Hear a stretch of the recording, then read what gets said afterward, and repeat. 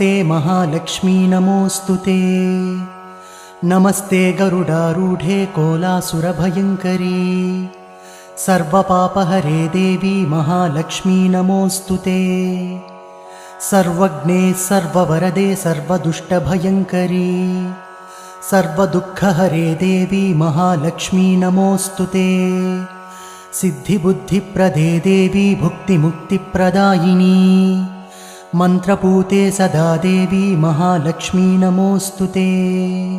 आद्यन्तरहिते देवी आदिशक्तिमहेश्वरी योगज्ञे योगसम्भूते महालक्ष्मी नमोऽस्तुते। स्थूलसूक्ष्ममहारौद्रे महाशक्ति महोदरे महापापहरे देवी महालक्ष्मी नमोऽस्तुते। पद्मासनस्थिते देवी परब्रह्मस्वरूपिणी परमेशी जगन्